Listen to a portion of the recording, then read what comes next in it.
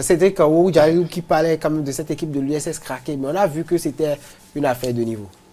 Oui, c'était une affaire de niveau, surtout quand vous terminez deuxième de l'édition précédente et que l'édition qui suit, vous n'êtes pas capable de sortir des matchs de poule. Ce que nous sommes en train de dire, ce n'est pas que nous sommes dus avec l'USS Kraké. Ce que nous sommes en train de mais dire, il faut rappeler que ce n'est plus la même équipe. Bon, Gianni, je suis désolé quand vous dites les choses comme ça. Normalement, quand vous avez des résultats comme ça, normalement, on ne vous demande pas d'aller chercher forcément le trophée. On vous demande au moins de sortir des matchs de poule. Il faut être constant. Il faut être constant.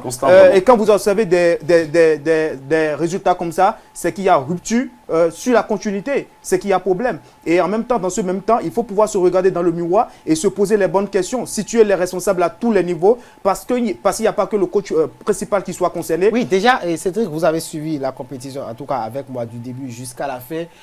Qu'est-ce qui n'a pas véritablement marché pour vous? Qu'est-ce qui n'a pas marché au niveau de l'USS Kraké comparativement aux autres académies? On va d'abord commencer par les académies de la sous-région. Quand on prend par exemple la Côte d'Ivoire qui est là, on a vu le Sénégal, on a vu la SEC qui est là, Génération Foot avec le Sénégal, et pourquoi pas l'AS Dauphine du côté du Cameroun?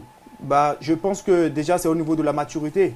Déjà, c'est au niveau de la maturité. Et quand je prends les jeunes de l'USS Kraké et l'encadrement technique aujourd'hui, je pense qu'on n'avait pas trop les idées de ce qu'il fallait faire. Je prends l'exemple de Toulouse.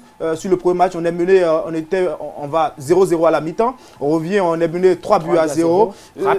Rapidement, c'est symptomatique. Après, on a dû opérer des changements, 4 changements, 5 changements. Rien n'a changé dans le jeu. Et après, on a voulu s'en remettre à des individualités. Ça n'a pas fonctionné aussi. Je pense que c'est plus là le problème. Voilà pourquoi je disais tout à l'heure qu'on est concerné à tous les niveaux. Il n'y a pas que le coach principal qui soit concerné. Il ne faut pas que pointer du doigt Edmé Kodjo. Non, il n'est pas que le seul concerné. Il y a le coach adjoint, il y a le kiné, il y a voilà. Mais dans le même temps, on a vu que 2 personnes dans le staff, en tout cas, c'est ce qu'on a constaté. Justement. Il y a le coach des gardiens et après Edmé Kodjo. Mais est-ce qu'ils en ont des vidéos? Je crois que j'ai fait ce débat.